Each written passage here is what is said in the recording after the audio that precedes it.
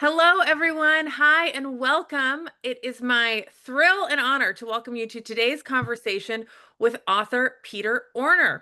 Peter's got a new book out, The Gossip Columnist's Daughter, and he's going to chat about that book today with Tod Goldberg. I would encourage all of you to read both Peter and Todd's books. Their resumes, their CVs are exhaustive, but I have two pieces of information for you, one about each. Tod Goldberg was homecoming king, That's king correct. at Cal State Northridge. That's That correct. is his, in addition to writing numerous books, his claim to fame. Peter Have the Orner crown. came in fourth for homecoming king, Yep. fourth. Still So, upset about it. so in addition to their incredible literary and educational success, they work in both fields. They were in homecoming courts or got pretty close in Peter's. Um, and so fun facts here at Alta Live. This could be breaking news. We could be breaking some stories here.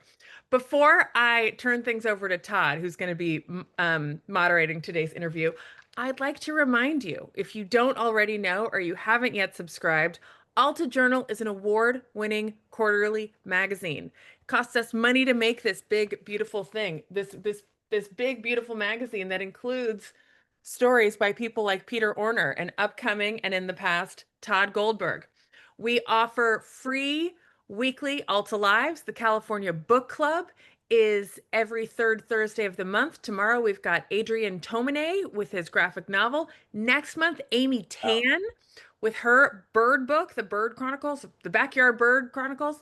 A whole host, Ada Limon coming up, a whole host of exciting folks. These events are presented for free, so I really, if you can, encourage you, subscribe to Alta. $50 a year, you get 4 gorgeous issues and a little present from us. There is a Q&A button at the bottom of the screen to ask questions of our guest. It is awesome to see you, Kaya, South San Francisco, Texas, all zooming in. This interview will be recorded and emailed to you at the sometime this afternoon when I get around to it, along with a link to read where you can buy Peter's books, Todd's books, read them both in Alta Journal, and some upcoming events that we want to invite you to. So, with that, I am really honored to turn things over to my friend and colleague, Tod Goldberg. Thank you so much, Beth. Good afternoon, everybody. Nice to see everyone. Nice to see some friends already in the chat. I promise that we're going to have 30 minutes primarily about Peter and my homecoming court experiences. Lots to talk about. Lot to talk about. My queen, by the way, was Omane Asher Maggie. Wow. I don't know where. I was Luana Palandri. I don't know where she is now. Omane, if you're watching, we miss you here in the court of Goldberg. Folks, you're in for a treat. I just read my favorite book of the year, and it is The Gossip Columnist's Daughter by Peter Orner. It is an amazing novel, and it is unlike anything Peter has ever written. I've read all of Peter's books, and I think probably all of his short stories, even the deep cuts, the stuff he did, alt-lit back in the 70s. It's just an amazing novel. It's a kaleidoscopic novel. It breaks form, it breaks function. It is a mystery. It is a family story. It is a comedy. There may or may not be a talking cat, or at least kind of talking, thinking, an embodiment of a talking cat. Yeah. It's not the most important part of the book, I promise you. And it will, if you're one of those people who reads with your phone next to you so you can go quickly Google stuff, there is so much in here that is Googleable that I encourage you not to do, because it won't actually ruin the story, but I enjoyed not knowing what was real and what was not real about this story. It is an absolutely amazing book, and you're going to be hearing more about it at the end of the year when it's on everyone's best of the year list and wins the National Book Award and saves democracy and all that sort of stuff. And then more saliently, I am the son of a gossip columnist, so we've got a lot to talk about. So welcome, Peter. Good to see you. Thank you, Todd. So good to be here, and I am a big fan of your work, which actually inspired a lot of my thoughts in this book. And so, it's perfect to talk to you. So thank you, and thanks for the My pleasure. Thank you. to be here. The first biggest, most overwhelming thing that I'm curious about with this book it is so sprawling in nature, and it is such a Chicago novel, but it's also very much a novel of the American experience, the post Camelot experience in America. Yeah. Um, to take on a story of a woman who is murdered post the assassination of Kennedy, the daughter of a prominent Chicago journalist, and then tie it into existing conspiracies and the broader culture, but make it also a family story. What, like, was there a day you're in the shower and you're like, you know what I'm going to do? I'm going to tell a story that's impossible for Tod Goldberg to describe in 15 seconds. What was the initial inspiration? I mean, the book took 15 years, and I probably was thinking about it for longer than that. And I don't know. I say this, I think, at some point, and I've said it in other places. And I'm sure you're with me on this. You find you repeat yourself a lot. And I think I've been going to old family stories forever in my work, but this time I wanted to tell this story which was kicking around my family, or um, actually not kicking around. It was a story that wasn't talked about, and that was a relationship that my own grandparents had with this figure, Irv Kupson, a columnist for the Chicago Sun-Times, syndicated columnist for, I don't know, 50 years. A very, as far as gossip columnists go and society columnists go, he was quite important in his day. And my own family's connection to him was always sort of murmured about. Mm-hmm. And Cup became a bit of a joke in Chicago too. So it wasn't like something to be that proud of. And yet my family, we sort of were proud of it. We were proud of a once severed connection to this family. That is so I wanted to cool, mine that idea. So, but it's also such a uniquely, when I think of Chicago, it's such a uniquely Chicago thing. Like, everyone that I've ever known from Chicago, I've spent a lot of time there, and I've written yeah. about the place, of course, but not as well as you. Everyone's got a guy that they know that was, that knew Joey the Clown, or Right. everyone's father Sure. ran numbers out of a bar that ended up being for someone else. Everyone's got one step away from the mafia, or one step away from Walter Payton.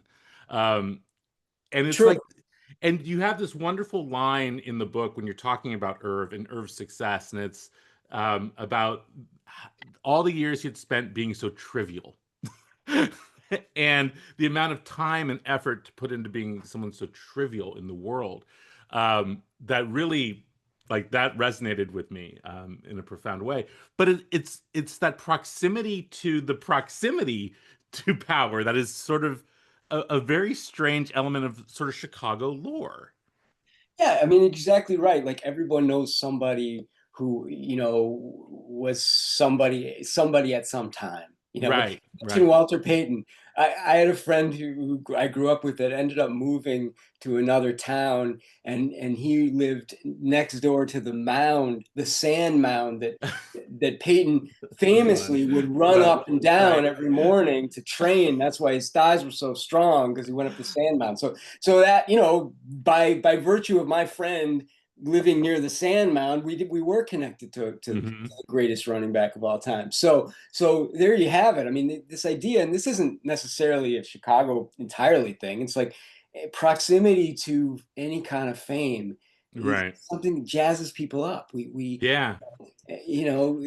Like, I don't know, my brother was once in the co-op in Harvard Square, and Patrick Ewing said that he liked the shirt that he was trying on. We tell that story all the time. My friend, who cares? Who cares? But so I think in this book I was really trafficking in a person whose job it was, Right. as your mother's job was, which is to their whole business was gathering tidbits about people that were heard of.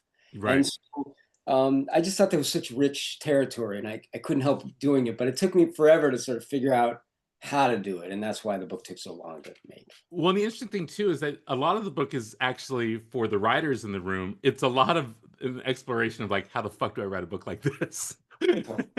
Because the main character is researching the book that you are reading as you are reading it.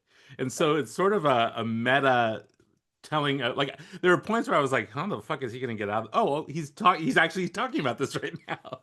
And so it, like, that decision to use, instead of just telling the story, right? Instead of just telling the story of this young woman who was murdered, and we'll get to the facts of that in a sec. Yeah. Telling the story of this young woman that was murdered and her family in Chicago, and their connections to fame and organized crime and the Kennedys and all that stuff. You've opted instead to tell the story from a person who never knew these people, who is the grandson, and who is trying to essentially figure out how he got to this place in his own life by investigating this long, cold murder mystery. Um, and so using like the family history to explore this unsolved crime while also sort of exploring the unsolved crime of his life, the emptiness and loss that he was feeling. Yeah. It's a device that you're using that for writers were like, oh, there's no way you could do that. And then you do it, and it's, by the last pages, it's so heartbreaking. There's so much wonderful stuff. When we won't spoil it, but so much wonderful stuff.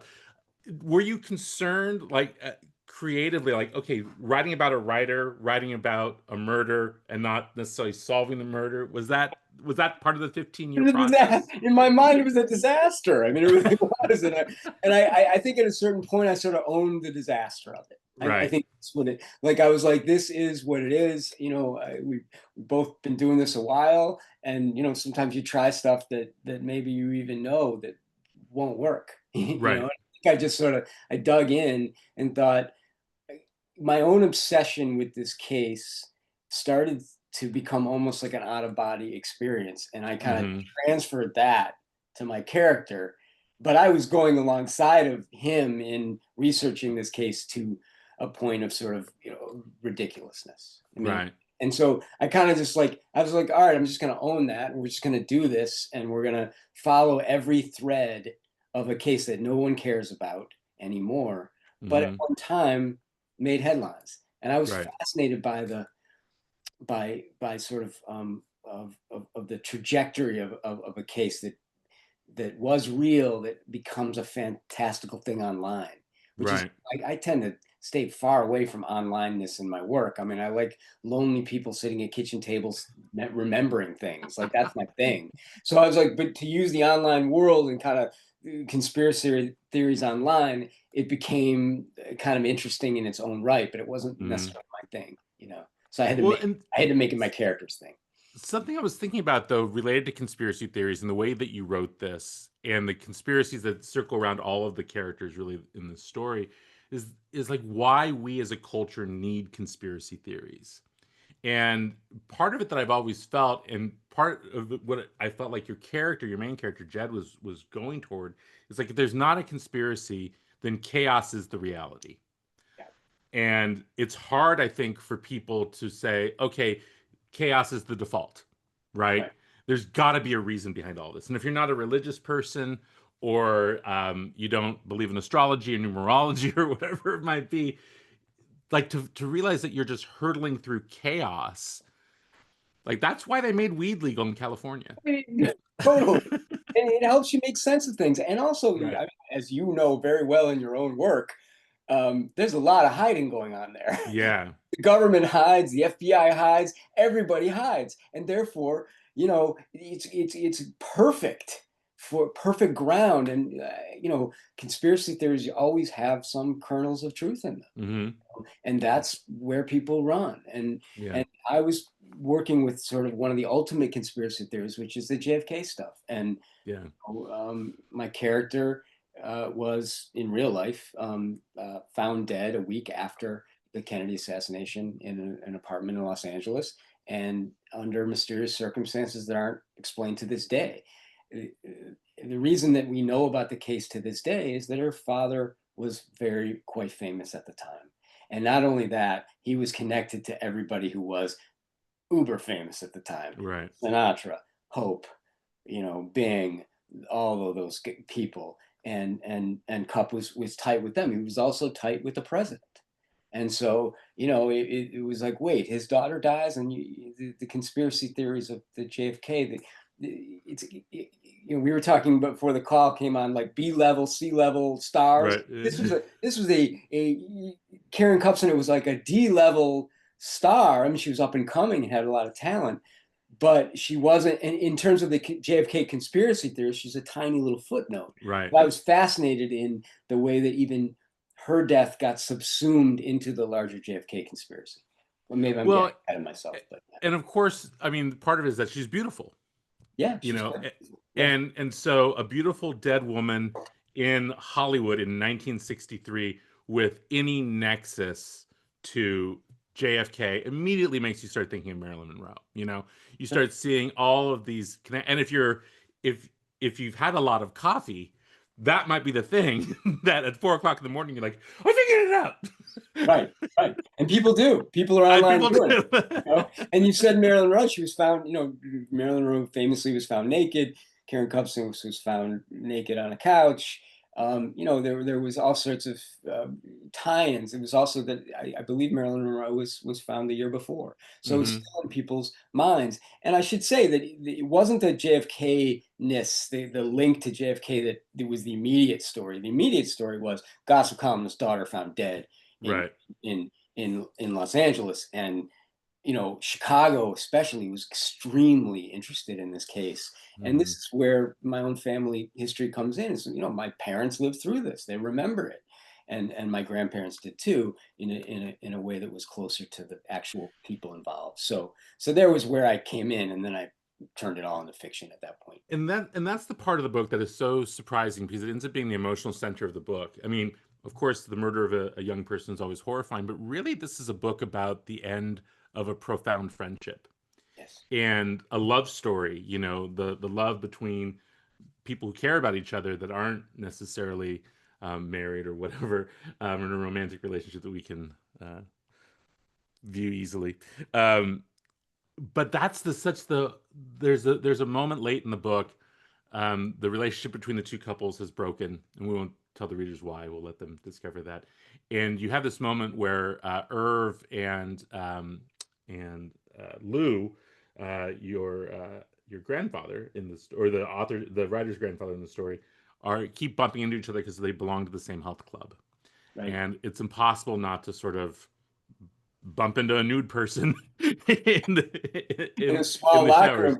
Somebody you had your connection is severed with, but you still belong in the same club. You're still running in the same circles. Yeah. And there's that intimacy of they both know that it's over between them. But there's still a sort of a gentle kindness that exists even with that.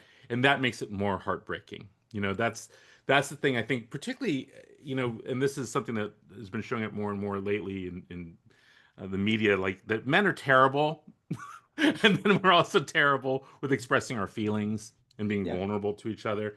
And here's this perfect example of these two men who had been party to the worst moment of each other's life and couldn't be friends anymore. It's so heartbreaking and so powerful and so dramatically real that it emotionally, for me, when I think of this book now, it usurps the murder of this woman. It's like, this is the lasting emotional stain of this death, is that it tore these people apart. And I can only imagine that comes somewhat from just your wonderful imagination, but also from what you must have perceived of the relationship that your parents had with Irv. Yeah, I mean, like you said, I mean, the book became about a mysterious break in a friendship, not a mysterious case of a death. Right. That, in my own mind, and it's not. I kind of do this in the book. I have my own opinion about what whether or not Karen Cupson was murdered or not. But it became not as relevant to me as I was telling the story as the collateral damage, like you said, like what happens after something catastrophic happens in your life. What happens to your closest friends? What happens to those friends you dearly love? Yeah. What happens to them? And we know that people get through grief in all kinds of different ways, and have to throw people overboard. And I was working with characters who didn't have a whole lot of I don't know, moral substance to begin with. I mean, let's just say, Fungible moral center. yeah. And so maybe it was easier for these particular people. The book starts with I forget, it was epitaph, the epigram from Chekhov, where he says the most, I forget the exact line. The most horrible people on the earth are provincial celebrities. Yes, the most intolerable people are provincial celebrities. Chekhov. That is so true. And when I read that in Chekhov's notebooks, I thought, there it is. There's the opening line of the book, and there's what's going to help me. Is that provincial celebrities behave in a certain way that that we also recognize. Right. And maybe we sometimes behave that way. Maybe we are that sometimes. Right. I'm not casting stones necessarily, but I like you point out, and I'm so grateful for it. What I thought was really what the book was sort of about, which is what happens to, I mean, friendship is a form of love, and I think it's not, I can think of some beautiful books. Crossing to Safety is one of them, and that was actually a guiding star in this book, because it's about two couples, and I hadn't read, and I'm interested to know other books about couples friendships, because they're so complicated, right? It's really hard, one on one, but also two on two, and that's what I was exploring here. There's a great memoir by the writer Tom Grimes called Mentor, about his relationship with Frank O'Connor, the writer who had been his mentor at University of Iowa. And it's really this, it's a very similar thing. It's like people that love each other that can't figure out how to speak to one another. It's so interesting. But to the point of provincial celebrities, my mom was a society columnist in the Bay Area and in Palm Springs, where a sentence of this book takes place in Palm Springs, who was essentially an exact model of Irv. Like, she hung out with criminals and celebrities and politicians. And here in Palm Springs, where she sort of found her provincial fame doing this, she was on talk shows and she hosted radio shows, and she was Woman of the Year for reasons no one can really figure out, except that people loved to see their names in bold type next to Sinatra's. Who doesn't love to see their names in bold type? Right? But she ate for free everywhere she went. I bet. And she did nothing but date Chicago and New York capos on vacation in Palm Springs. So I mean, this is why this is like the story of my life written in your book. It's like, oh my God, like, my mom had a model. It was this guy, because my mom was like, well, I should be mayor. Or my mom would say, why don't they have me calling the tennis tournaments? Right. And her greatest, this is the intolerableness of provincial celebrities. Her greatest moment was with MSNBC let her co-host Sonny Bono's funeral. Wow. With John Siegenthaler. And that was like, she made it. That's awesome. Oh my God, that's priceless. That's truly priceless. I mean, and it was, I have got to find, it's somewhere on YouTube, I'm sure, my mom like talking over John Siegenthaler about Sonny Bono. I hope you got that footage. Oh, I gotta find it. But the point being, like, there was this era where society columns and society columnists like Irv, like my mom, like Rona Barrett, they were the social media of the day. Absolutely. This is where you got the gossip about people that you didn't know about. All the stuff we see now on TMZ or Twitter or Threads or whatever it is, it was narrowed into, in different cities, these people. So like when my mom was in San Francisco, it was her. Right. Irv was in Chicago, Herb Cain was also in San Francisco. All these different people. I mean, the power of them is hard to even imagine today. But I mean, Irv cups in it. If you wanted to be, and this is where my Chicago nationalistic, ness comes out. But in order to the line is in order to make it in the U.S., you had to make it in Chicago, and if you made it in Chicago, you had to go through Irv cups in it. And he was actually he's in A.J. Liebling's Second City. He's mentioned because he was there that long. That book was written in the late 40s, early 50s. You know, Cup was around forever, and at a time when celebrities would be on their way from coast to coast on the train, they would stop for a day and meet with Cup, and then they would get on Hmm. the train and go to Los Angeles and New York. And so he just became this figure, and he just had his tentacles everywhere, you know, Hmm.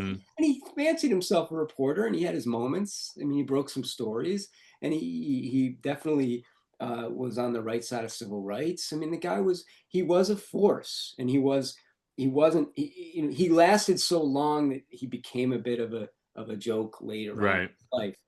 But there was a great deal of love for him, Hmm. and I tried to capture that in the book. I mean, you said the trivial part. That was actually, you know, how to be trivial for so long. It Right. takes a lot of work. I had a harsher adjective. I went back and forth for years. And It's a great line. the harsher adjective was a name. You know, Right. but I thought trivial is better. It's more, first of all, it's Oh, gentler, but also like I just thought it wasn't a name. That wasn't yeah. right.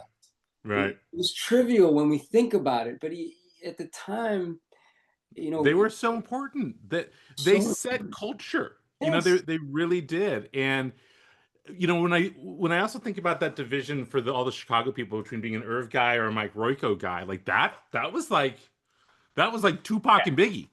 yeah, and like, I mean, if you were anybody who had any taste at all or any class at all, I mean, Royko was Right. so much more substantive, but they were, you know, they were heavyweights in their Right. own way, and like you said, like the social media angle, like everyone was reading this, so it was a common language, Hmm. and that I think is Exactly. something that I sort of mourned when I was working on this, that the idea that everyone in town would be talking about one Yeah. thing that a columnist had said in their column. I And think of course, that the other was, side too is that these columnists were so easily bought. oh my God. You mentioned the free dinners. The Chicago Sun-Times had to demand that Irv Cups in it stop taking Cadillacs from Steve Foley Cadillac. You know, like, and my he's like, my all mom right, I got enough free Cadillacs. You my know, it's mom was stuff like that. dressed my mom was dressed by Saks Fifth Avenue for a decade, and I was like, Right. that's not legal. Yeah. Like, But you as a know, Gannett employee, I'm pretty sure that's not legal. but they provided this service. So, you know, in Right. a way, I think, you know, it's part of the deal. Like they weren't making Mhm. that much from the newspapers. Like, No, God you no. know, so I kind of, and like you also said earlier, this rubbing shoulders with, especially with gangsters as being part Right. of that life. That's something that fascinated me. And I think, I don't know, you know, it's not, you know, it's a universal thing. It's not necessarily like a Jewish thing or anything, but I do think that in Chicago, when you started this conversation, I've been thinking about it where it's like everyone's connected to somebody, like Right. especially everyone is connected to a gangster. Yes. Like that is like, you know, there's always a one or two separation, you know. But I was mining also the fact that what happens in a family when there isn't that separation? What happens when you got a gangster in the family? And so Right. that was Exactly. another aspect of the book. So Well, and I think, and we're gonna bring Beth back on just a second here, but I yeah, think the overwhelming thing for me when I think about this book, the closest comp, and this might be a strange one for you to think about, but for me, it's Beautiful Ruins by Jess Walter, yeah, where which is an amazing novel, but I kept thinking about that it took you 15 years makes a lot of sense now. Like the kaleidoscopic nature of how you wrote it, the kaleidoscopic way of how it's actually on the page, but also the diving into people we know just enough about to have an opinion and then filling in those blank spaces. Um, it would lead a lesser man to Google. I didn't. Um, because I don't want to break the spell that you've put me in. Just like what Jess did in Beautiful Ruins, yeah. that's what you're doing with these people. I don't know who's real and who's fake, and I don't care. It's just I such a appreciate remarkable that. job, and you literally cover all the genres. You've basically written the hometown buffet of novels. I'll take it. I'll take it. I mean, you know, I read a lot of crime stuff. I read your work, which I think transcends any kind of genre label. But I feel like I was fascinated by how like you can grip a person in that story, and I wanted that. And Yeah, it's not something I do, but I knew that if no, I you just did so held well. on to the crime aspect of it and sort of tried in my own kind of in my character's own kind of ridiculous hapless way Hmm. actually kind of write a crime novel. When they make the show on Netflix, it will be the only crime show where everyone just sort of stares out into the middle distance and then realizes out the something. window. Yes. Yeah, Yes. they stare at the snow and like, yep, that's how she died. There it is. There it is. Yeah. Yeah.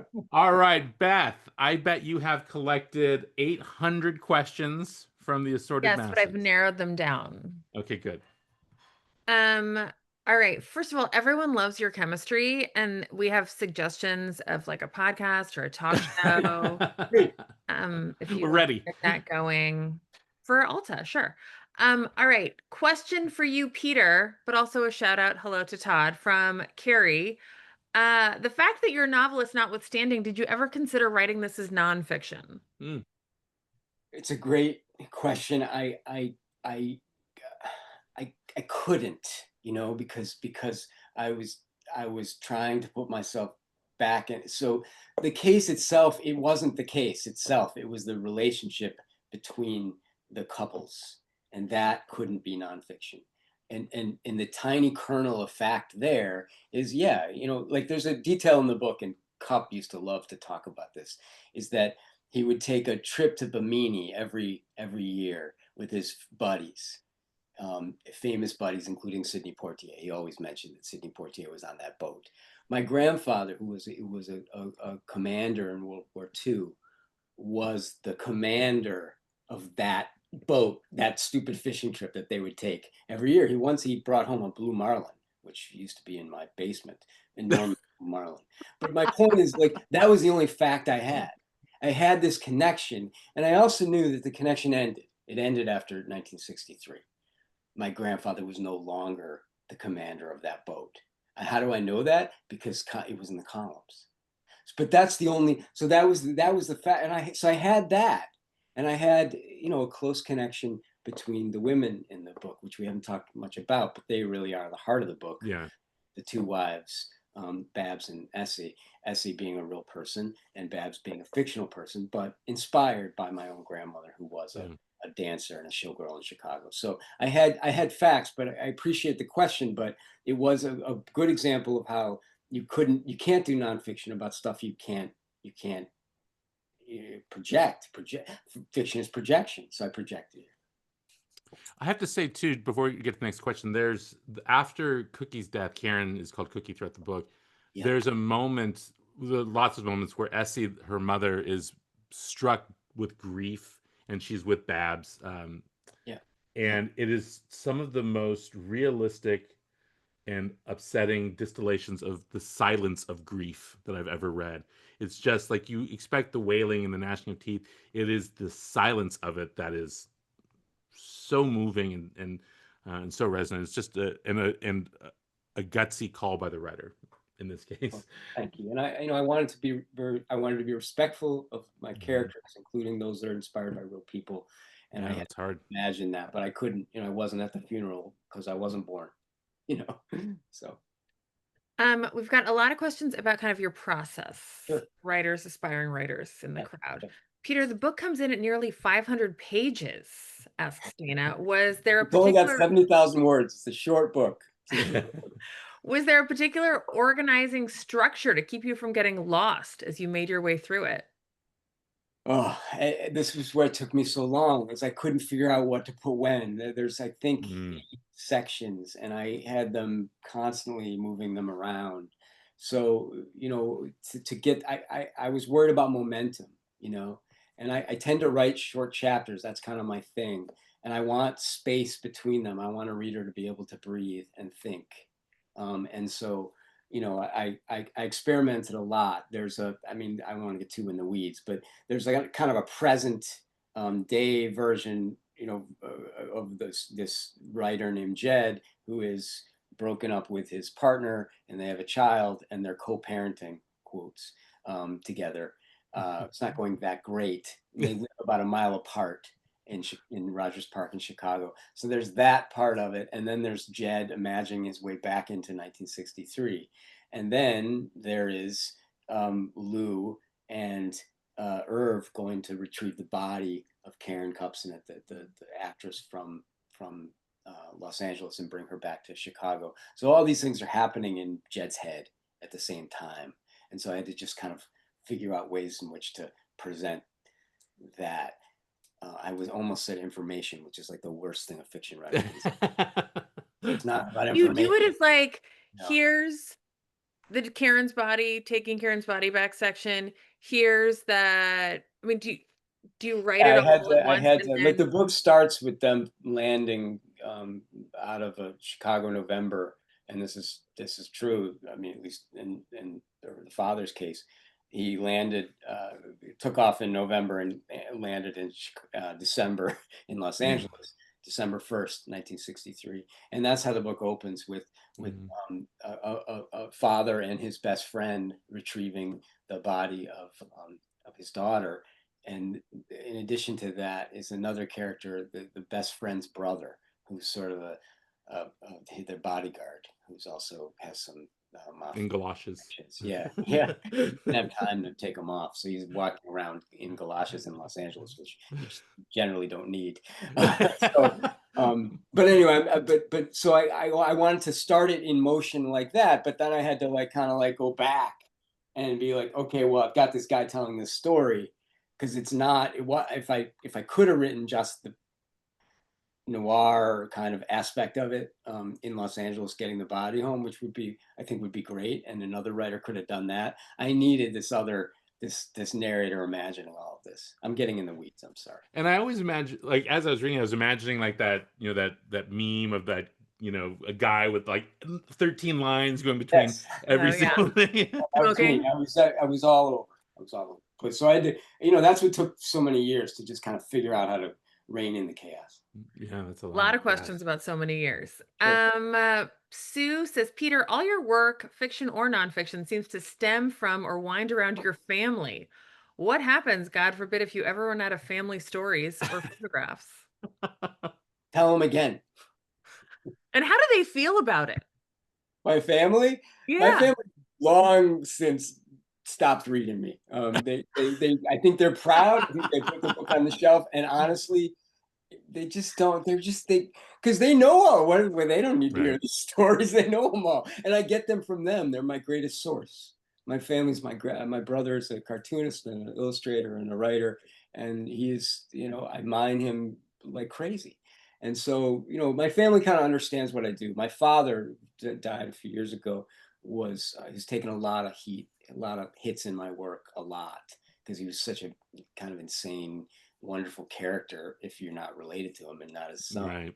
Not that I was the best son, but he understood fiction. He was a good reader of fiction, so he understood that I was fictionalizing him, even though I was lampooning him. He asked me to stop, and I didn't. But he kind of understood that I was using him as a character, and it wasn't really him. I appreciated that. I had the same conversation with my mom, and I also didn't stop. I mean, just like it's She what asked we you to do. stop, your dad said. We could have been electricians, right? And this is what we do. Yeah. This is what we do. So I've always said, like, you can't take this away from me. This is what I do. Look, if family doesn't want us to write about them, they shouldn't be so fucked up. Yeah, exactly. Oh boy. Totally normal, and we got nothing to say. It's all good. All right. Oh, Erica wants to hear about the cat. You know what, Erica? I just put a link by the book. You can hear about the talking cat if you read the book. So there you go. I'll just say briefly is that Jed, he's a guy, and I've been through this. When you're depressed and you don't want to talk to anybody, you talk to your pets. And your friends are around, but you don't want to see them. And so he really does. Jed leans on the cat as a companion. The problem is like most cats, the cat has no interest in being his companion. Anyway. All right, last question, as I know you both are very busy. Writing wise, back to the 15 years thing. How did you, Andrew asks, how did you keep the faith and maintain momentum while working on a book for 15 years? Yeah. That's the trick here, is that you just have to have faith that it was the characters. I mentioned, it's hard to explain, and you kind of have to in the context of the book. But there's this character of this brother of the grandfather character in the book, who it was him. It's almost like he's not really supposed to be in the book, and yet he kept edging himself in. And I realized that and his name is Sally, Uncle Sally. And it struck me that it was like Uncle Sally was sort of pulling me along here. And he's like, it was weird. It was like he kept kind of, he shouldn't have been in the book. He didn't really need to be there. And yet he kind of busted his way in, and that helped me in some way have the momentum. It was a character. Yeah, that makes a lot of sense. It was a character. But you've Yeah, been that doing makes so sense. much. I mean, in the past 15 years, obviously, you're a professor at Dartmouth. You've written a bunch of stuff. You've written for Alta. You've constantly working, and then on the side for a decade and a half, you've This got was this. always sort of my main day job, was this book in some ways. I mean, don't tell my colleagues. This is sort of what I did, all the, and yeah, I've written essays and stories while I was working on this. Well, I would like to end with just a compliment from one of our great friends and contributors, Susan Straight, the incredible hello, Susan. author of numerous Susan books, Straight, the including the great wonderful Susan Straight. Mecca. The Great and Wise. Great Right. chemistry for real, and two writers whose devotion to the vivid Faulknerian postage stamps of soil they love. Oh, and there we have Well, Sacrament, thank right? you, Susan. Thank you. There's Susan's book. Awesome. Susan's the best.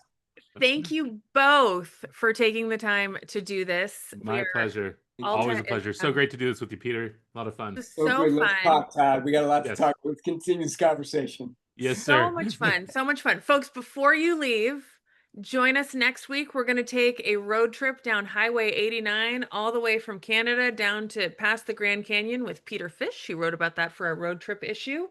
And keep your eyes peeled for an email. We will have links to buy Peter's book. I put it in the chat, but you can order it right now and find out about all of this, including the Talking Cat. Buy Todd's books, read their work in Alta and elsewhere. And again, subscribe if you can. Can I Peter, say one thing about last Alta? word. Just Alta's like, God love Alta. You guys are doing stuff that no one's doing, and we are Yep. so grateful. So thank you, Alta. Love Alta. I'm a subscriber and a writer. Love that. Love that. Thank you guys so much. Thanks, everyone. Thanks, everybody. See you next time. Thanks, Todd. Take See you care. later. Good My to see you. pleasure. Take care.